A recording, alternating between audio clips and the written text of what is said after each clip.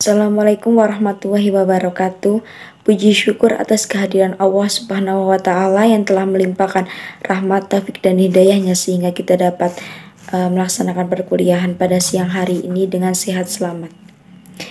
Kepada yang terhormat Ibu Prima Nita Puspitasari Setioningrum MPD dan Bapak Dr. Setio Prajoko MPD selaku dosen pembimbing mata kuliah kajian kurikulum biologi dan kepada teman-teman yang saya banggakan. Perkenalkan, nama saya Berliana Melati Difta yang bertugas sebagai moderator acara yang akan membantu jalannya presentasi pada siang hari ini.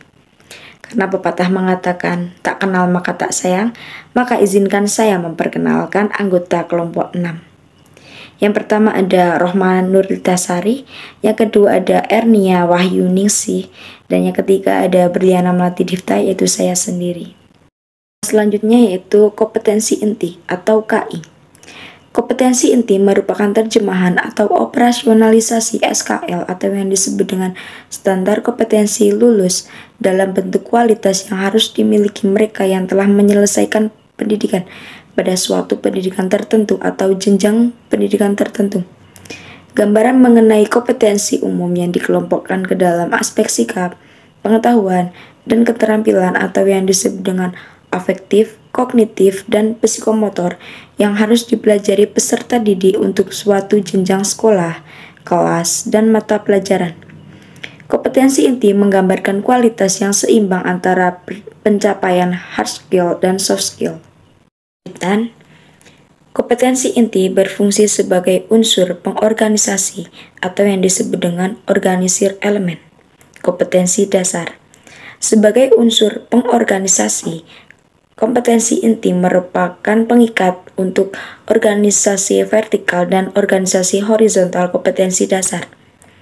Organisasi vertikal kompetensi dasar adalah keterkaitan antara konten kompetensi dasar satu kelas atau jenjang pendidikan ke kelas atau jenjang di atasnya sehingga memenuhi prinsip belajar, yaitu terjadi suatu akumulasi yang berkesinambungan antara konten yang dipelajari siswa. Organisasi horizontal adalah keterkaitan antara konten kompetensi dasar satu mata pelajaran dengan konten kompetensi dasar dari mata pelajaran yang berbeda dalam satu pertemuan mingguan dan kelas yang sama sehingga terjadi proses saling memperkuat. Kompetensi inti dirancang dalam 4 kelompok yang saling berkaitan, yaitu berkenaan dengan sikap keagamaan atau yang disebut dengan kompetensi inti pertama, sikap sosial, kompetensi kedua, pengetahuan kompetensi inti 3, dan penerapan pengetahuan kompetensi 4. Selanjutnya yaitu kompetensi dasar atau yang disebut dengan KD. Kompetensi dasar merupakan kompetensi setiap mata pelajaran untuk setiap kelas yang diturunkan dari kompetensi inti. Kompetensi dasar adalah konten atau kompetensi yang terdiri atas sikap, pengetahuan, dan keterampilan yang bersumber pada kompetensi inti yang harus dikuasai peserta didik. Kompetensi tersebut dikembangkan dalam memperhatikan karakteristik peserta didik, kemampuan awal, serta ciri dari suatu mata pelajaran. Kompetensi dasar adalah sejumlah kemampuan yang harus dikuasai peserta didik dalam mata pelajaran tertentu sebagai rujukan penyusunan indikator kompetensi dalam suatu pelajaran. Selanjutnya adalah isi kompetensi inti atau KI dan kompetensi dasar atau KD. Yang pertama adalah kompetensi inti pada pembelajaran biologi kelas 10 dengan kurikulum 2013 adalah kompetensi inti 3 atau pengetahuan dan juga kompetensi 4 atau keterampilan. Jadi, kompetensi inti 3 atau pengetahuan itu meliputi memahami, menerapkan, menganalisis pengetahuan faktual, konseptual, prosedural berdasarkan rasa ingin tahunya tentang ilmu pengetahuan, teknologi, seni, budaya, dan humaniora dengan wawasan kemanusiaan, kebangsaan, kenegaraan, dan peradaban terkait dengan penyebab fenomena dan kejadian, serta menerapkan pengetahuan prosedural pada bidang kajian yang spesifik sesuai dengan bakat dan minatnya untuk memecahkan masalah. Selanjutnya adalah kompetensi inti 4 atau keterampilan, meliputi mengolah, menalar, dan menyaji dalam ranah konkret dan juga abstrak terkait dengan penggambaran dari sesuatu yang dipelajarinya di sekolah secara mandiri dan mampu menggunakan metode sesuai dengan kaidah keilmuan. Untuk selanjutnya adalah kompetensi dasar. Yang pertama ada KD 3.1 yang menjelaskan ruang lingkup biologi melalui penerapan metode ilmiah dan prinsip keselamatan kerja. Yang selanjutnya ada KD 3.2 yang menganalisis berbagai tingkat keanekaragaman hayati di Indonesia beserta ancaman dan pelestariannya. KD 3.3 menjelaskan prinsip-prinsip klasifikasi makhluk hidup dalam 5 kingdom.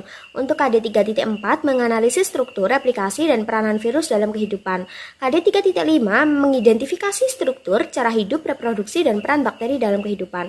KD 3.6 mengelompokkan protista berdasarkan ciri umum, kelas, dan juga mengaitkan peranannya dalam kehidupan. Untuk yang selanjutnya adalah KD 4.1 yang menjelaskan mengenai penyajian data hasil penerapan metode ilmiah tentang permasalahan pada berbagai objek biologi dan tingkat organisasi kehidupan.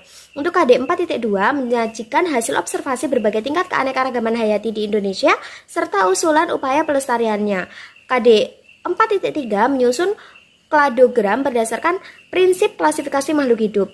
KD 4.4 melakukan kampanye tentang bahaya virus dalam kehidupan, terutama bahaya AIDS yang berdasarkan pada tingkat virulensinya. Untuk KD 4.5 menyajikan data tentang ciri dan juga peranan bakteri dalam kehidupan. Untuk KD 4.6 menyajikan laporan hasil investigasi mengenai berbagai peran protista dalam kehidupan. Nah, untuk selanjutnya, menyambung yang tadi, KD 3.7 itu mengelompokkan jamur berdasarkan ciri-ciri, cara reproduksi, dan mengaitkan peranannya dalam kehidupan. Untuk KD 3.8 mengelompokkan tumbuhan ke dalam divisio berdasarkan ciri-ciri umum serta mengaitkan peranannya dalam kehidupan. Untuk KD 3.9 yaitu mengelompokkan hewan ke dalam filum berdasarkan lapisan tubuh, rongga tubuh, simetri tubuh, dan juga reproduksi. Untuk KD 3.10 yaitu menganalisis komponen ekosistem dan juga interaksi antar komponen. Untuk KD 3.11 yaitu menganalisis data perubahan lingkungan, penyebab, dan juga dampaknya bagi kehidupan. Untuk selanjutnya yaitu KD 4.7 yang menyajikan laporan hasil investigasi tentang jamur dan peranannya dalam kehidupan. Untuk KD 4.8 menyajikan laporan hasil pengamatan dan juga analisis fenetik dan filogenetik tumbuhan serta peranannya dalam kehidupan. Untuk KD 4.9 yaitu menyajikan laporan perbandingan kompleksitas lapisan penyusun tubuh pada hewan, lalu ada simetri tubuh, rongga tubuh, dan juga reproduksinya. Untuk KD 4.10 menyajikan karya yang menunjukkan interaksi antar komponen ekosistem. Dan yang terakhir adalah KD 4.11 yang merumuskan gagasan pemecahan masalah perubahan lingkungan yang terjadi di lingkungan sekitar. Selanjutnya yaitu tujuan pembelajaran. Mata pelajaran pertama yaitu ruang lingkup biologi, metode ilmiah, dan juga keselamatan kerja. Dengan tujuan pembelajaran, siswa dapat menjelaskan objek permasalahan biologi pada tingkat organisasi makhluk hidup dengan pendekatan cabang-cabang ilmu biologi serta manfaat biologi dengan sikap teliti, tanggung jawab, mandiri, dan disiplin, serta bersyukur kepada Tuhan Yang Maha Esa.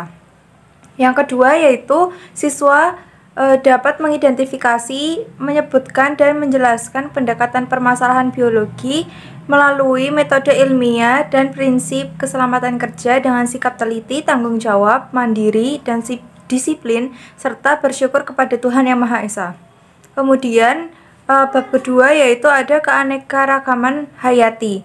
Dengan tujuan pembelajaran, siswa dapat mengidentifikasi, menjelaskan, menganalisis tingkat keanekaragaman hayati, dan mampu menyajikan hasil observasi berbagai tingkat keanekaragaman hayati di Indonesia dengan selalu berpikir kritis, kreatif, dan membiasakan sikap jujur, disiplin, tanggung jawab, serta tetap bersyukur kepada Tuhan Yang Maha Esa. Kemudian di bab ketiga yaitu virus, dengan tujuan pembelajaran, siswa diharapkan dapat menjelaskan ciri-ciri virus, pengelompokan virus, replikasi virus, dan peranan virus dalam kehidupan. Kemudian ada Archaebacteria atau Eubacteria. Dengan tujuan pembelajaran yaitu siswa diharapkan dapat menjelaskan prokariot, Archaebacteria, Eubacteria, hubungan antara bakteri dan manusia, persamaan dan perbedaan antara Archaebacteria dan Eubacteria.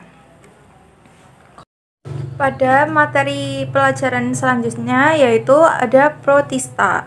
Tujuan pembelajarannya yaitu siswa diharapkan dapat menjelaskan ciri-ciri protista, klasifikasi atau pengelompokan protista, dan peranan protista dalam kehidupan. Kemudian di bab selanjutnya ada jamur. Tujuan pembelajarannya yaitu siswa diharapkan dapat menjelaskan ciri-ciri jamur, klasifikasi atau pengelompokan jamur, peranan jamur dalam kehidupan, kemudian lumut kerak atau lichenes, dan mikoriza. Kemudian ada materi pelajaran dunia tumbuhan atau plante. Nah, tujuan pembelajarannya yaitu siswa diharapkan dapat menjelaskan ciri umum tumbuhan, tumbuhan lumut, tumbuhan paku, tumbuhan biji, dan peranan tumbuhan bagi kehidupan. Kemudian di bab selanjutnya ada dunia hewan atau animalia, yaitu dengan tujuan pembelajaran siswa diharapkan dapat menjelaskan ciri umum hewan, pengelompokan hewan, hewan invertebrata, hewan vertebrata, dan peranan hewan bagi kehidupan. Kemudian ada materi pelajaran ekologi. Dengan tujuan pembelajaran siswa diharapkan dapat menyebutkan macam-macam komponen ekosistem, menjelaskan interaksi dalam ekosistem, dan menjelaskan daur biogeokimia. Kemudian materi yang terakhir yaitu ada lingkungan. Nah, dengan tujuan pembelajaran, siswa diharapkan dapat menjaga lingkungan dan memiliki sikap ramah lingkungan. Nah, selanjutnya ada kesimpulan. Yang pertama yaitu inti pada kurikulum 2013 memiliki pengertian mengenai tingkat atau kemampuan untuk mencapai standar kompetensi kelulusan yang harus dimiliki oleh seorang peserta didik pada setiap tingkat kelas. Yang kedua yaitu kompetensi inti juga sebagai unsur yang mengikat organisasi vertikal dan horizontal serta mengorganisasikan kompetensi dasar.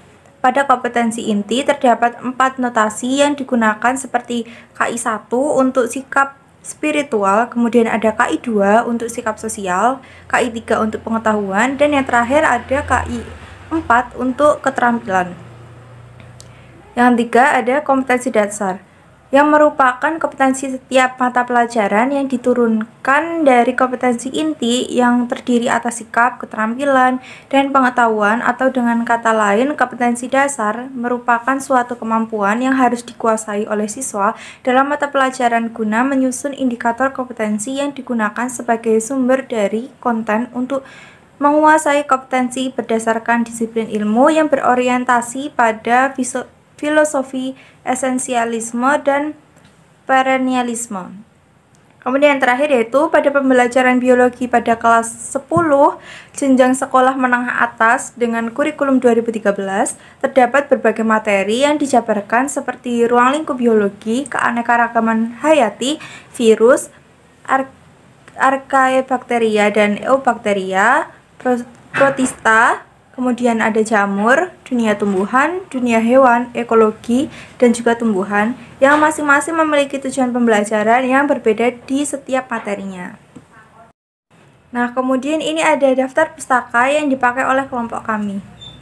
Baik, karena pemaparan materi dari kelompok 6 sudah selesai, maka acara selanjutnya yaitu sesi diskusi. Pada kesempatan kali ini, sesi diskusinya akan kami buka di forum Elita. Bagi teman-teman yang akan bertanya maupun menanggapi jawaban dari pertanyaan teman-teman, dipersilahkan ke forum Elita. Sebelumnya, saya di sini yang bertugas sebagai moderator acara, saya izin untuk mengundurkan diri. Kurang lebihnya mohon maaf. Wassalamualaikum warahmatullahi wabarakatuh.